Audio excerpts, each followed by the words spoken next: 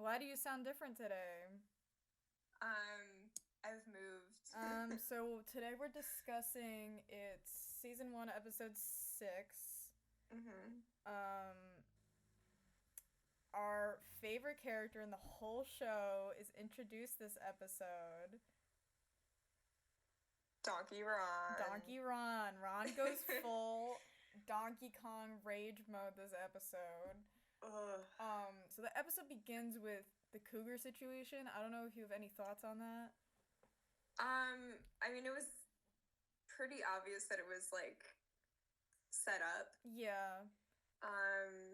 I know at the beginning of the episode, GTL as like Is a concept, is introduced for the first time. So I thought that was pretty monumental. Mhm. The zeitgeist of GTL, if you will. Yeah, so this is a Vinny-centric episode, though, I was gonna say. Which feels a Yeah. little intentional, because he hadn't really been getting into too much trouble, so I wonder if the producers, like, kind of set it up. Our king, King Vinny, I know people don't like him, but I like him. I've just heard that he's just like not like genuine like IRL. Like apparently he like didn't talk to like most of the cast members off camera Oh, really? in the first season. He was shy. I feel like that could have been part of it, yeah. Yeah, it's gotta be I'd be scared by Polly D. How do you deal with that energy? You know what I mean? Yeah. But then we also have Vinny and Melissa, who is Mike's sister this episode, which when I first watched this, I thought it was kind of sweet how, at first he was apprehensive because he's like, "Oh, she looks a little bit too much like Mike and da da da da da." But, as things went on, Mike's look started to fade away, and I really started to see her for who she was. And the first time I saw that, I was like, "Oh, that's sweet. He really cares." But then I realized things only start to fade away because they're in a dark nightclub, and he becomes more inebriated. You know what I mean? Which kind of takes away the sweet factor that I. But I think she also like because the thing that he liked about her most from the beginning was like her personality. When they talked on the phone. So I think like maybe just by talking to her more, that got better. Maybe, we'll see. Yeah. It's the Jersey Shore. I'm inclined to be a little bit more, cynical about things. But also to talk about the killer effect when they overlaid Mike's face on Melissa, and it was Yeah. it was That like was the like episode of Twin Peaks. Yeah. Exactly. When Donna's talking to Laura's mom, she's Yep. like, "My baby, my baby." I don't think anyone else has ever compared Twin Peaks and the Jersey Shore before, but here we are. Imagine. Oh man. I also want to point out Ronnie, much like our king. Here's two things that haven't been compared before. Ronnie, just like King Andrew Cuomo, has a nip piercing. Did you see that? Again, I was only kind of half. I watched this in preparation when we did this like a week ago, but I missed that. Cuomo definitely has the nip piercing, right? We talked about that. We've seen the pictures. We're gonna put up the picture now. This is important. Yeah. Do you think he just has like a weird looking? He's just malformed or what? No, there's no way that can just happen naturally. Anyway, Cynthia Nixon, 2024. But something about Sam and Ron that I learned on the subreddit is that apparently one of the reasons Sam didn't like Jenny is because at the very beginning of the season, Jenny and Ronnie were having a little bit of a flirtation. Ooh. So, she didn't want that to happen and didn't like Ronnie and Jenny's friendship. So when like Jenny goes home with Ronnie to like check on him in that previous episode, like that's why she freaked out. That was why she freaked out. Oh, yeah, I don't understand why of these interesting things were left out. Yeah. Because there's another thing where apparently JWoww and Mike had hooked up. Yeah. And she had caught feelings for Mike, which I don't like the expression caught feelings. I think it's stupid, but like that's how it was phrased. Mm-hmm. I don't understand why they would cut that stuff, because this stuff is way more. I mean, this stuff is interesting. Like, I guess to make a cleaner narrative. Yeah, I watched an interview with Sally Ann Salsano. Okay. And she called the Jersey Shore a docu-soap. Which All I thought right. was really interesting, because her whole thing is she's just like watching all of the monitors all the time, like she's some kind of like super villain, and so she has all the power, and she's the one who's like constructing these narratives. Apparently she lived in the apartment above the Shore house. Oh my god. And just So watched she lived in the live? same building with them, and just like either was on set or was watching all of the monitors at all times. That's what you have to sacrifice crazy for good TV. Yeah, and I looked it up, and they had like the same exact like reality show deal where they have cameras on them 24/7. The only time they have privacy is if they're in the bathroom alone. Ugh. And they took away all of their entertainment. They were only allowed one private phone call per week. And then every other phone call gets recorded. Yeah. Anyway, yeah. I think I talked to you about this or whatever, but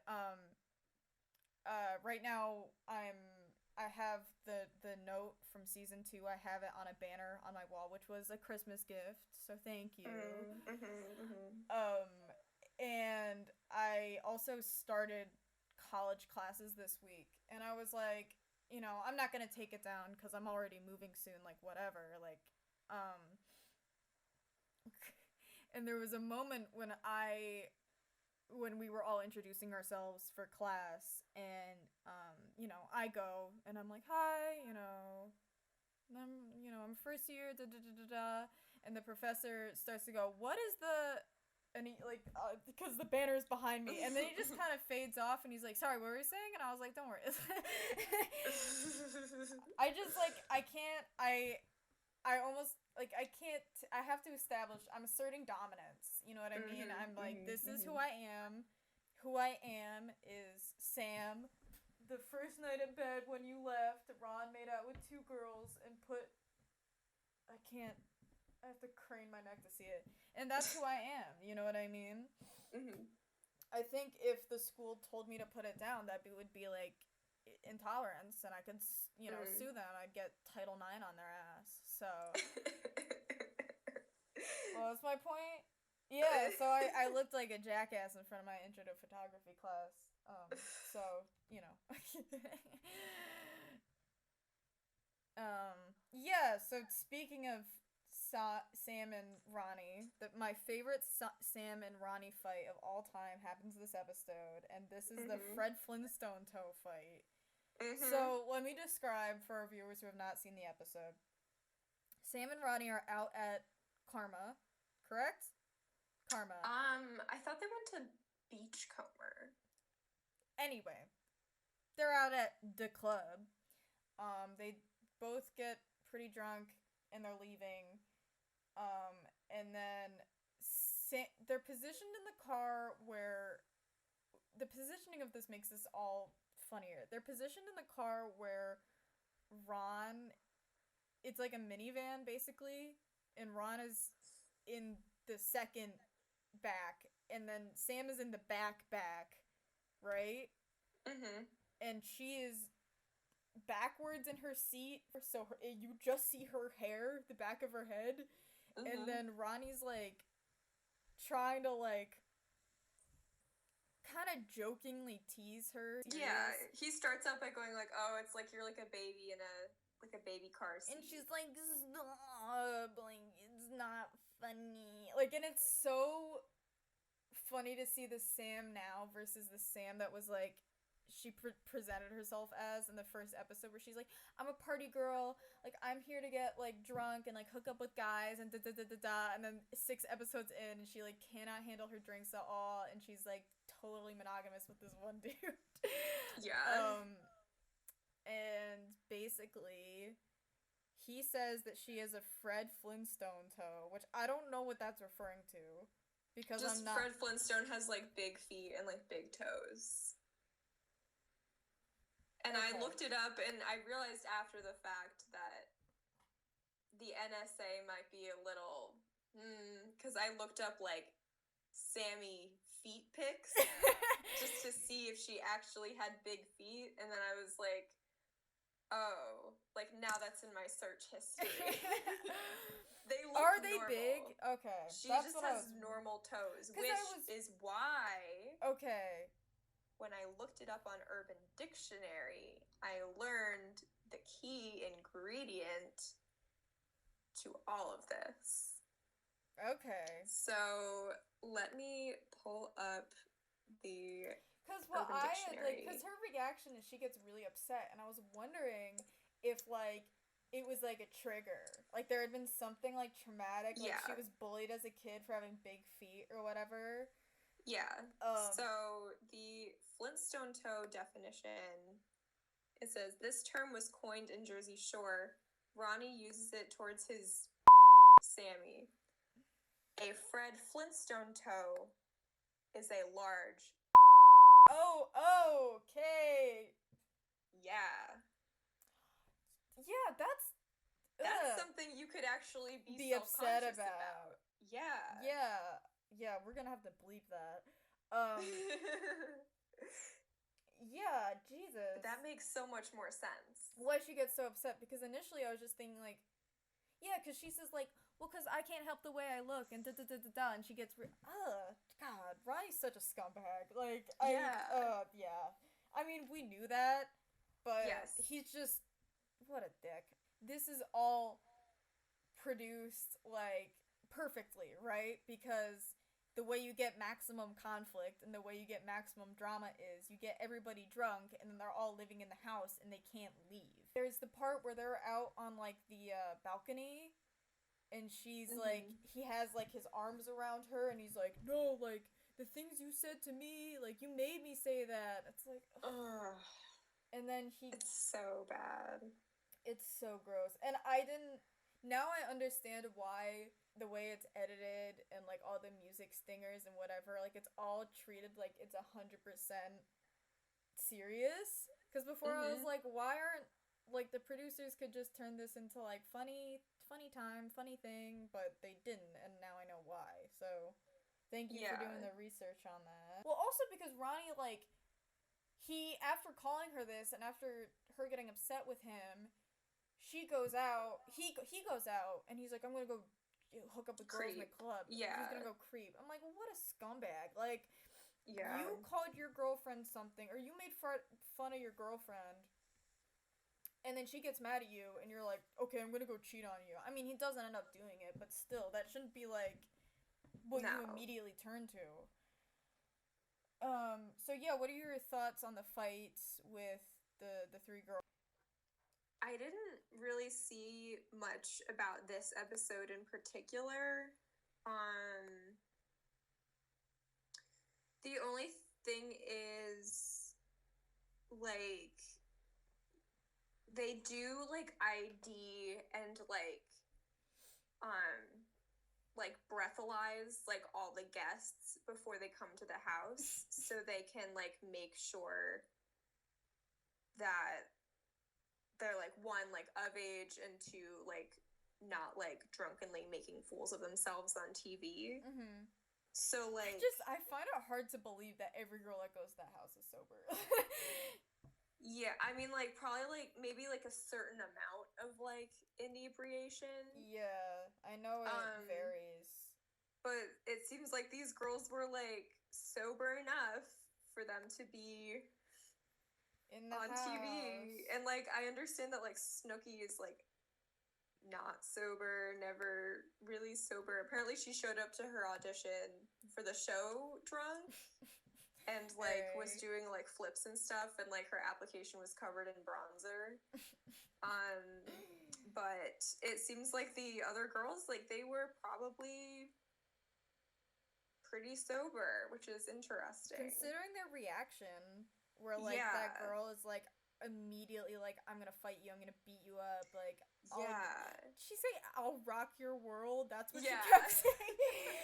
I mean, it did seem like a lot of the locals really didn't like the Jersey Shore cast. Yeah, which I get, which I was gonna say later with the guy who looks like his face is, like, AI generated. Yeah. Doesn't his face look like it's AI? He looks kind of like Jeff Bezos, honestly. He does! Oh my god. Anyway, no, but okay. So, I'm just trying to get a timeline of events. So these girls in the previous episode, it's Alex and Barb. Barb has the blonde hair, she's the grenade. Barb convinces Alex to leave when Alex is hooking up with the situation, and they basically get booted from the Jersey Shore house. Mike sees Alex again at the club. He's like, come over to the house. And she decides to bring Barb and then another friend who looks like she's in pajamas. Yes. Which, I don't get that, but, like, you do you, girl.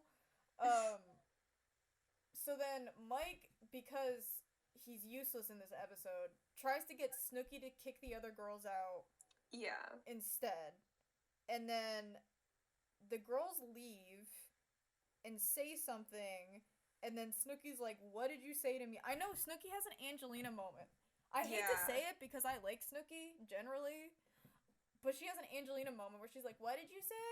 What did you say? And then she starts this whole fight when it doesn't need to happen. Yeah. But my question is, why is Barb and then this other girl who's in her pajamas want to come to the Shore house when last time clearly Barb was, like, not into it? Yeah. I don't get that. And also when they weren't explicitly invited. Yeah. What's feel your like theory maybe on it was, like, they wanted to, like, protect Alex and maybe make sure she didn't do anything stupid that she would regret. Yeah. That's, like, my thing. And, like, I don't know, like, maybe, like, Mike did something that they, like, heard about that they really didn't like, and so, like, they wanted to make sure that he wouldn't try to, like, pull anything. You think it's, like, a girl code thing? That's what I hope. Yeah. Because I can't really see anything else at the moment. Yeah, honestly, I hadn't really thought of it that way. Because, I mean, I'm not... I wouldn't let my friend just go to some stranger's house, you know what I mean? And... Yeah. You know, while being drunk and whatever. Yeah, so I can kind of understand why they would be, like, really apprehensive to leave. Knowing... Yeah, okay. Yeah, but that fight escalates so fast. Yeah. And also they show, the girl Alex later, and she's, like, passed out drunk. She's, like, sitting on the stairs. So I'm kind of like, what? Like, I wonder if some stuff was cut. Yeah. If Alex was not as sober, or, like, I don't know, or if Snooki said something to whatever. Yeah, and also there's the thing with, Snooki's friend Mike, where he is already on thin ice with her because it kind of seems like he's not interested in her. He's only interested in hooking up with other girls. He wants to hang out with her friends. He wants to hang out with Polly and Mike instead of her. Yeah. And then this fight happens, and, like, he doesn't even do anything about it. Yeah. I'm like, God, this guy is useless. So that fight happens. Snooki gets punched for the second time, I think, in a week. But this time feels a little bit more deserved. Yeah. Not that I'm saying that anybody deserves to get punched like that, but, you know, she could have just walked away. Yeah, but it seems pretty clear that she's an alcoholic, at least in this season. And, yeah, and it's, like,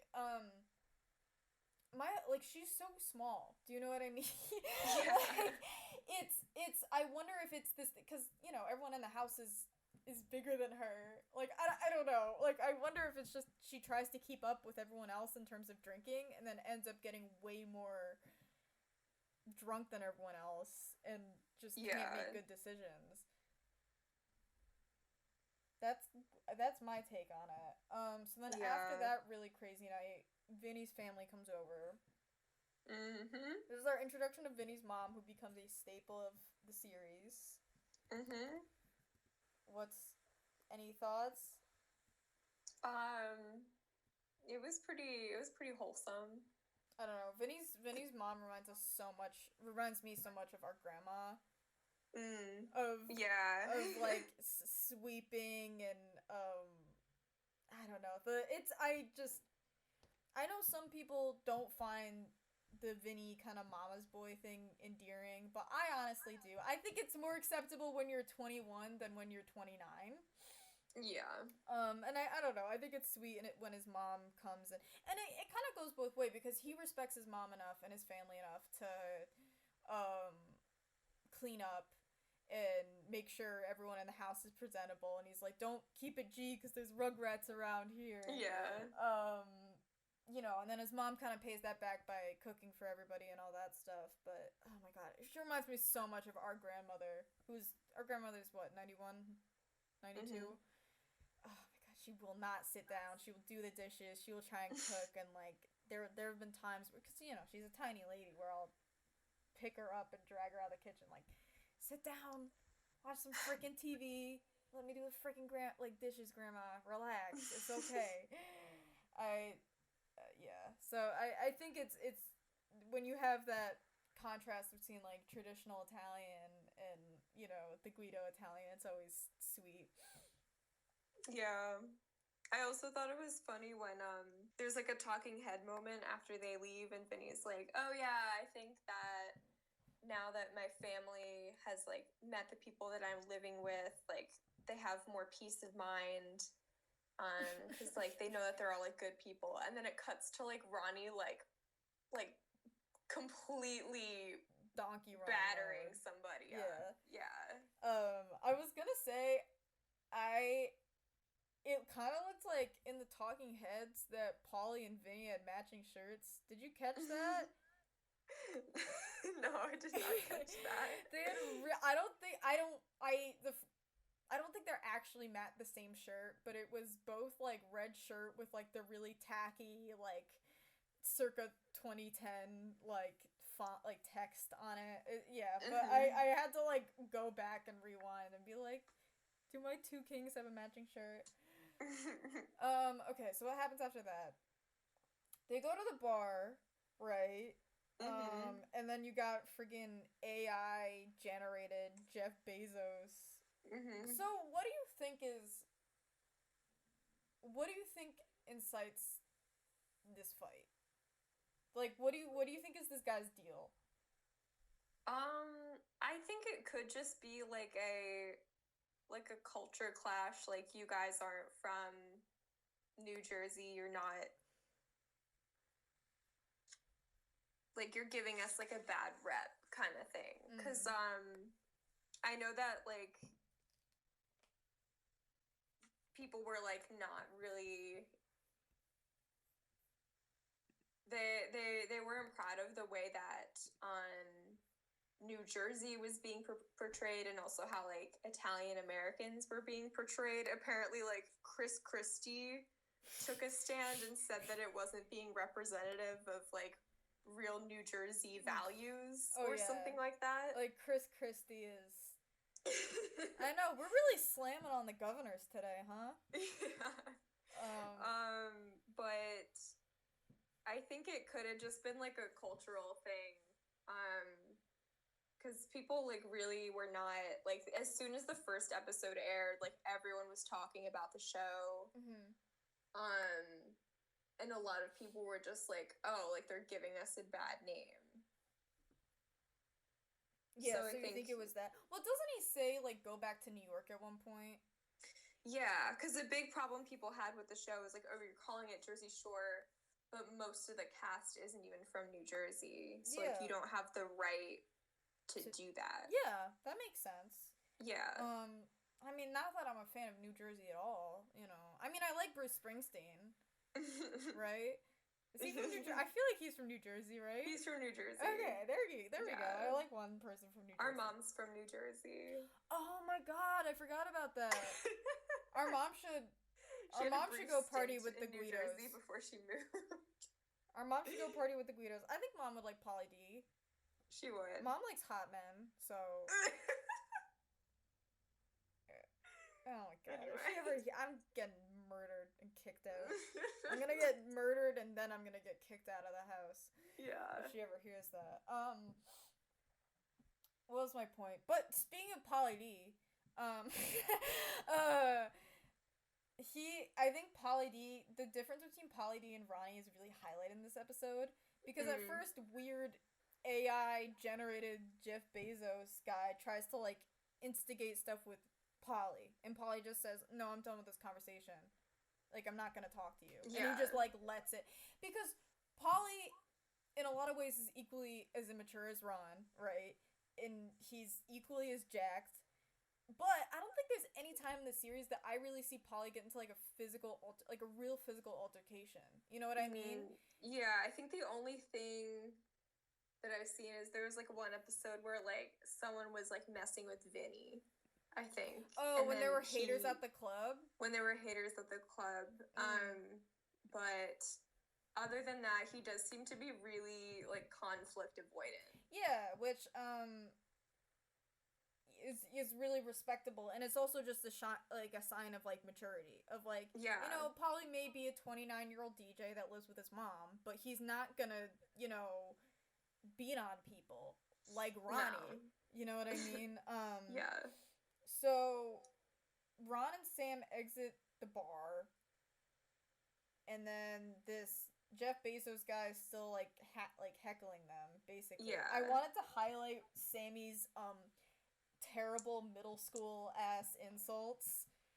Do you remember? She goes, "I wrote this down.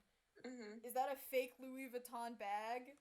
Is that a sundress? Yeah, I think my grandma wears that." So, yeah.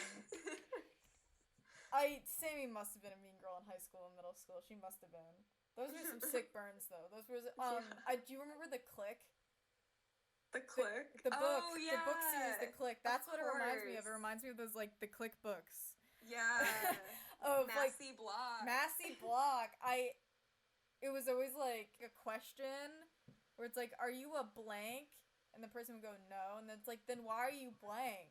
Yeah. Do you remember that? Like, are you a little lady at a circular desk?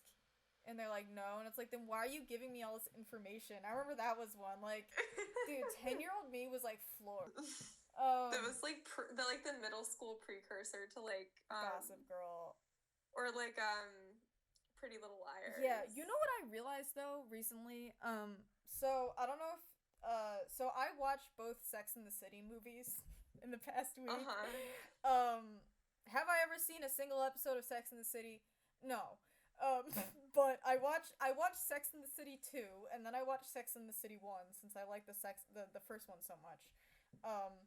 And I watched 2 and then 1? I watched 2 and then 1. So 2, okay. They go to Abu Dhabi, and then at the end they have to sneak out of Abu Dhabi in hijabs because Samantha had sex in public, and because of Sharia law they were gonna kill her. Oh my god. So I really enjoyed that, so I went back and watched the first one so I could understand the but I was just realizing that Gossip Girl is just a diet version of Sex and the City. It's the same show. So I had that revelation anyway. Anyway, Ronnie's fight on the boardwalk. That fight is freaking brutal, dog. Like, yeah. Do you see? He's like punching his head at this point. Like, at one point. He eviscerates him. Which is, I just don't see, like, yeah, I mean, Ronnie is a little bit, I don't want to say short king, because he's not a king, but he is short. So, like, I get that. But also, look at the guy.